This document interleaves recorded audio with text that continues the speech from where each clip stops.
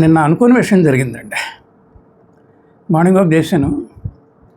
సరే మా అమ్మగారు మా నాన్నగారు జ్ఞాపకార్థం చేయించిన సిమెంట్ బెంచ్ మీద కూర్చొని అలా మొబైల్ చూస్తూ ఉన్నాను. మురళీధర్ గారు అని చెప్పేసి క్రైమ్ వీడియోలు అవి చేస్తూ ఉంటారు. అంటే క్రైమ్ ఫీల్డ్లో ఉన్న పెద్ద పెద్ద వాళ్ళందరినీ కూడా ఇంటర్వ్యూ చేస్తుంటారు. అలా సౌమ్య మిశ్రా గారని డైరెక్టర్ జనరల్ ఆఫ్ జైల్స్ ఆమెను ఇంటర్వ్యూ చేశారు. నేను విన్నాను. విన్న తర్వాత సౌమ్య మిశ్రా గారి మాటల్లో నాకు ఎందుకో ఒక విధమైన మాతృత్వం ధరించిందండి. టాప్ పొజిషన్లో ఉన్న పోలీస్ ఆఫీసర్ కదా, ఆమె మాట్లాడే తీరు చాలా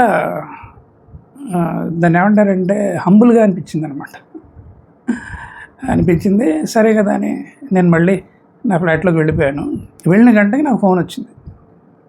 సరే ఇవాళ తెలంగాణ అవతరణ దినోత్సవం అనుకోకుండా నిన్న రాత్రి తెలంగాణ గవర్నమెంట్ 91 మంది ఖైదీలని వాళ్ళ సత్ప్రవర్తనని దృష్టిలో పెట్టుకొని శిక్షాకాలం ముగియక ముందే విడుదల చేస్తున్నదండి. ఒక ప్రోగ్రాం ఏర్పాటు చేస్తున్నాము. డీజీ సౌమ్య మిశ్రా గారు కూడా వస్తున్నారండి. మీరు మా జైలుకి ఎన్నోసార్లు వచ్చారు కదా, 4-5 సంవత్సరాలు వచ్చారు కదా, ఖైదీలను మోటివేట్ చేశారు కదా, ఈసారి మళ్ళీ మీ మాట ఉండాలండి అని అన్నారు. ఎన్నింటికంటే చెప్పారు మీరు 2:00కల్లా ఇక్కడ ఉండాలని చెప్పేసి. అప్పటికి కరెక్ట్గా నాకు 3.5-4 అవర్స్ టైం ఉంది. సర్లేండి వస్తాను అన్నాను. వాళ్ళేదో వెహికల్ పంపిస్తున్నారు. సరే అన్న. ఆ ఫోన్ కట్ చేసిన తర్వాత క్యాజువల్గా నేను ఆలోచించాను, అదేంటి పొద్దున్న నేను వీడియో చేశాను కదా, చూశాను కదా సౌమ్య మిశ్రా గారిది, వారి సమక్షంలో మళ్ళీ నేను మాట్లాడటం జరుగుతుంది ఏమిటా అని అనిపించింది. అంటే ఇది ఒక్క చిన్న విషయం అండి. ఇక్కడ మనందరం గమనించాలి. నిజాయితీగా మనం ఎవరినన్నా కనుక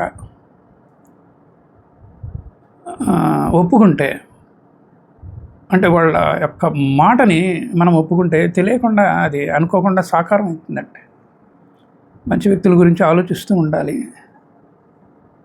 అది విశ్వంలో జరిగే ఒక విధమైన ఒక సంఘటన పెద్దగా మనం పట్టించుకోం. కొన్ని అనుకోకుండా అలా జరిగిపోతూ ఉంటాయి అన్నమాట. సరే నేను వెళ్ళాను అనుకోండి, ఏదో కొంచెం రాసుకొని వెళ్ళటం నాకు అలవాటు కదా, వెళ్ళాను, మాట్లాడాను. కానీ గొప్ప పుణ్యకార్యం అండి. ఎందుకంటే తెలుసో తెలియక తప్పులు చేశారు కదా వాళ్ళు. 13 ఏళ్ళు 14 ఏళ్ళు అండి వాళ్ళ జైల్లో ఉండేసి ఇంకెంతకాలం రా బాబు ఈ శిక్ష అని అనుకున్న నేపథ్యంలో సడన్గా ఒక తొలకరి జల్లులాగా, ఒక పులకింతలాగా వాళ్ళ మనసును తాకిందనమాట ఆ గవర్నమెంట్ ఆర్డర్. వాళ్ళ ముందు మాట్లాడే ఒక భాగ్యం నాకు కలిగింది. ఇది ఒక విధంగా పుణ్యకార్యం అని నేను భావించానండి. సో నేను వాళ్ళని ఉద్దేశించి ఏం మాట్లాడాను అన్నది వీడియోల సంగతి, అంతేనండి. అంతకంటే ఏం లేదు. నేను మాట్లాడానంటే, నాన్న నిజంగా మీరు ఖైదీలు కాదు, మళ్ళీ సమాజంలో అడుగు పెడుతున్న మానవత్వం ఉన్న మనుషులు. భగవంతుడు మీ యొక్క సిన్సియారిటీని, మీ యొక్క నడవడికని చూసి వీళ్ళని ఎట్లయినా సరే విడుదల చేసేద్దాం అన్న భావంతో గవర్నమెంట్ ఆఫీసర్స్ మైండ్లో ఈ ఆలోచన ఎక్కించబట్టి మీరు రిలీజ్ అవుతున్నారు. సో భగవంతుడికి పాత్రులయ్యారు మీరు నిజంగా చెప్పాలంటే. ఒక పక్క అద్భుతంగా బతకాలన్న ఆశ, మరో పక్క భయము, పశ్చాత్తాపము మీలో ఉన్నాయి కదా, ఉండాలి కూడాను. ఎందుకంటే తెలుసో తెలియక తప్పులు చేస్తున్న వారి సంఖ్య సమాజంలో కూడా చాలా పెరిగిపోతున్నది. మీరు నిజంగా 2 రకాలుగా అదృష్టవంతులు. ఒకటి ఏంటంటే వాళ్ళు ఆ తప్పుల్ని ఇంకా కంటిన్యూ చేస్తూనే ఉన్నారు కదా, అలా చేసి ఒక పరాకాష్ఠకు వచ్చేసినప్పుడు వాళ్ళు తప్పకుండా ఇక్కడికి వచ్చే అవకాశం ఉంది. కానీ ఇంకా మీరు జన్మలో తప్పు చేయరు, ఇంకా జైలుకి వచ్చే అవకాశం కూడా లేదు. ఆ విధంగా మీరు అదృష్టవంతులు. ఇంకొక రకంగా అదృష్టవంతులు ఎలాగంటే, అసలు తప్పు విలువ తెలుసు, బతుకు విలువ తెలుసు, మెతుకు విలువ తెలుసు, కాలం విలువ తెలుసు కదా. అందువలన ఈ తప్పులు చేస్తున్న వారందరికీ కూడాను మీరే గైడెన్స్ ఇవ్వాలి, నాన్నలాగా, బాబాయ్ లాగా. ఇది మీ సామాజిక బాధ్యత, గుర్తుపెట్టుకోండి. తప్పులు చేయటం తప్పు కాదు, కానీ అది తప్పని తెలుసుకోకపోవటమే పెద్ద తప్పు. ఇది తెలియకనే చాలామంది తప్పులు చేస్తూ వెళుతున్నారు అని చెప్పారండి. చెప్తూ ఇంకేం చెప్పానంటే, ఈరోజు ఎంతమంది ఆఫీసర్లు ఉన్నారు, సరే నేను కూడా ఉన్నాను, మేమందరం కూడాను కేవలం ఈ విడుదల రోజు జైలు గేట్లు తెరుచుకోవడంలాగా మేము చూడటం లేదు. ఇది మీ జీవితంలో ఒక అద్భుతమైన అధ్యాయం మొదలవుతున్న రోజుగా మేము భావిస్తున్నాము. మీరు శిక్ష అనుభవించారు నిజమే. ఇప్పుడు సమాజం మీకు మరో అవకాశం ఇస్తున్నది. ఈ అవకాశాన్ని గౌరవించటం, కాపాడుకోవటం అనేది మీ చేతుల్లోనే ఉంది అంటూ నాకు ఎందుకో మాట్లాడుతూ ఉంటే రత్నాకరుడు గుర్తుకొచ్చాడండి. చెప్పాను ఈ విషయం కూడాను. రత్నాకరుడు దొంగగా జీవించాడు. ఆ తర్వాత మహర్షి వాల్మీకి అయ్యాడు. ఆ తర్వాత అద్భుతమైన రామాయణం అనే కావ్యాన్ని కూడా ఆయన రాశాడు. అట్లాగే అంగుళీమల్లుడు అనే వ్యక్తి 100 మందిని నిర్దాక్షిణ్యంగా చంపేశాడు. ఆ తర్వాత ఆయనలో పరివర్తన కలిగి బుద్ధుని శిష్యుడిగా మారాడు. ఇప్పుడు మీ జీవితంలో కూడాను ఈ పశ్చాత్తాపము పరివర్తనే జరుగుతున్నది. కాబట్టి ఇంకా ఎంతో జీవితం ఉంది మీకు. కాబట్టి ఇది ఒక చిన్న అధ్యాయం మాత్రమే, అంతే తప్ప ఇదే పుస్తకము, ఇదే లైఫ్ అని మీరు ఎప్పుడు అనుకోవద్దు. కానీ వాడు గుర్తుపెట్టుకోండి మై డియర్ ఫ్రెండ్స్, మనిషి సర్వం కోల్పోయినా ఒకటి మిగిలి ఉంటుంది, అదే జీవితం. మీరు చేసిన తప్పుల వల్ల మీ భవిష్యత్తు అంధకారంగా అని పించి ఉండవచ్చు మీకు. కానీ ఈరోజు మీరు తీసుకునే నిర్ణయం ఉంది చూసారా, సమాజంలో గర్వంగా మిమ్మల్ని తలెత్తుకునేలాగా చేస్తుంది. కాబట్టి ఇంకా అద్భుతంగా బతకాలి. అవసరమైతే సమాజ సేవ చేస్తూ గడపాలి. ఇంకా తప్పులు చేయకూడదు, ఆవేశానికి పోకూడదు, కోపానికి పోకూడదు అని చెప్పి మీరు అద్భుతమైన నిర్ణయం ఈ క్షణంలో తీసుకోండి. మీ జీవితం మారిపోతుంది. అసలు మీకు తెలుసా, మీరు జైల్లో ఉన్న రోజుల్లో బయట కూడా చాలామంది శిక్షను అనుభవించారు. కాకపోతే మీరు జైల్లో ఉన్నారు, వాళ్ళు జైల్లో లేరంతే. సమాజంలో గౌరవాన్ని కూడా కోల్పోయారు. వాళ్ళు ఎవరో తెలుసా? మీ తల్లి, మీ తండ్రి, మీ భార్య, మీ పిల్లలు. ప్రతి పండుగ రోజున, ప్రతి పుట్టినరోజున, వినాయక చవితి రోజున, శ్రీరామనవమి రోజున, ఇలా అనేక పండుగలు వచ్చేసాయి కదా మీరు జైల్లో ఉన్నప్పుడు. వాళ్ళందరూ కూడాను హాఫ్ హార్టెడ్గా తీసుకున్నారు అవన్నీ కూడాను. ఎందుకంటే మీరు లేరు కదా. మీరు లేని లోటుని ఇన్నేళ్ళు వాళ్ళు అనుభవించారు. ఇంకా ఆ లోటు ఉండదు. ఎందుకంటే మీకు భవిష్యత్తు అంటే గౌరవం ఉంది, భయం ఉంది. ఎందుకంటే మీరు ఆ భవిష్యత్తులో అద్భుతంగా జీవించబోతున్నారు కాబట్టి అని చెప్పానండి.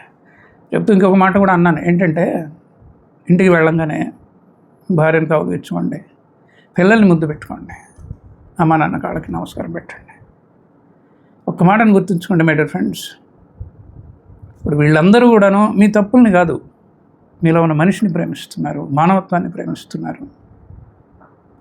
పశ్చాత్తాప హృదయంతో పరిశుద్ధ ఆత్మలుగా మీరు మళ్ళీ సమాజంలోకి అడుగు పెడుతున్నారు. ఈరోజు మీరు జైలు నుంచి విడుదలవుతున్నారు, కానీ మీ జీవిత భాగస్వామి హృదయంలో, మీ పిల్లల హృదయాల్లో మళ్ళీ స్థానాన్ని సంపాదించుకుంటున్నారు. ఇక నుంచి మీ పిల్లలకి మీరే గురువు, మీరే రక్షకులు, మీరే సర్వస్వం కూడాను అని చెప్పానండి. చెబుతూ ఈ జైల్లో వాళ్ళు శిక్ష అనుభవిస్తూనే రకరకాల వృత్తులను చేపట్టారు. వాటి మీద కొంత ఆధిపత్యం సంపాదించారు. ఇప్పుడు ఆ వృత్తులతోనే వాళ్ళు బయటకు వెళ్ళి బతకాలి. టైలరింగ్ కానీ, లేకపోతే పెట్రోల్ బంకుల్లో పనిచేయటం కానీ, వ్యవసాయ క్షేత్రాల్లో కూడా చేశారు వాళ్ళు. అందువల్ల అగ్రికల్చర్ మీద కూడా కొంత వాళ్ళకి నాలెడ్జ్ వచ్చింది. ఇక రకరకాల వృత్తులు నేర్పారు అనుకోండి. సో నేను వీళ్ళకి ఏం చెప్పానంటే, చిన్న పని అయినా సరే నిజాయితీగా చేయండి. రిక్షా తొక్కినా, వ్యవసాయం చేసినా, కూలీ పని చేసినా, చివరికి చిన్న దుకాణంలో పని చేసినా కూడాను. కానీ మీరు ఒకటి గుర్తుపెట్టుకోవాలి, అసలు మీరు దుకాణాల్లో పనిచేయటం కాదు, షాపుల్లో పనిచేయటం కాదు, త్వరలో మీరే షాపుకి యజమాని కావాలి. గుర్తుపెట్టుకోండి.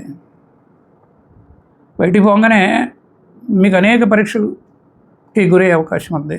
కొందరు అనుమానిస్తారు, కొంతమంది మొహం చాటేస్తారు, కొంతమంది మిమ్మల్ని చూడంగానే వేరే వాళ్ళకి ఏదో చెప్తూ ఉంటారు. వాటిని పట్టించుకోవద్దు. భవిష్యత్తులో మీ లక్ష్యాన్ని గుర్తుకు తెచ్చుకోండి. అలాగే ఇక నుంచి మీరు పొద్దున్నే లేవంగానే కొంతమంది ప్రాతస్మరణీయుల్ని మీరు స్మరించుకుంటూ ఉండాలి. జన్మనిచ్చిన అమ్మా నాన్నల్ని, భగవంతుడిని, విద్యాబుద్ధులు చెప్పిన గురువుని. కానీ ఒక వ్యక్తిని మటుకు తప్పకుండా యాడ్ చేసుకోండి.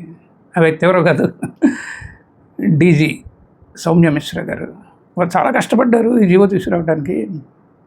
మీ జీవితాల్లో వెలుగులు నింపిన మహామనిషి వారు సౌమ్య మిశ్ర గారు. వారిని కూడాను పొద్దున్నే తలుచుకోండి. ఎందుకంటే ఒక వ్యక్తిలో ఒక ఆలోచన వచ్చింది, సాకారమైంది. అదే స్థానంలో ఇంకో వ్యక్తి ఉంటే అది సాకారం కావచ్చు, కాకపోవచ్చు. ఆమెకున్న ఒక మంచి ఆలోచనని భగవంతుడు కూడాను ఆశీర్వదించాడు. సంకల్పం మంచిదైతే సాధించే శక్తి దానంతట అదే వస్తుంది కదా. అలాగే వారి సౌమ్య మిశ్ర గారి సంకల్పం చాలా గొప్పది. అందువల్ల నాకు సాకారం అయ్యి రాత్రి జీవో వచ్చింది. వీళ్ళంతా హడావిడిగా ఇవాళ టైం లేకపోయినా కూడాను ఈ కార్యక్రమం ఏర్పాటు చేశారు. కాబట్టి వాళ్ళందరికీ కృతజ్ఞతగా ఉండండి. విడుదలకి సహకరించిన ప్రభుత్వానికి, జైలు అధికారులకు అందరికి కూడా మీరు కృతజ్ఞతగా ఉండండి. అసలు కృతజ్ఞతకు మించిన ప్రార్థన లేదు. కాబట్టి all the best, may God bless you అని చెప్పేసి నేను చెప్పాను. ఇప్పుడు ప్రశాంతంగా చెప్తున్నాను, కానీ అక్కడున్న ఆవేశం వేరులేండి. ఎందుకంటే ఖైదీలు ఉన్నారు, వాళ్ళ బంధువులందరూ కూడా వచ్చారనమాట. ఒక విధంగా వాళ్ళ మనసులో పండుగ వాతావరణం నెలకొంది. సో ఇదండి జరిగింది. ఎందుకో మీతో పంచుకోవాలనిపించింది, పంచుకుంటున్నాను. ఉంటానండి, నమస్కారం.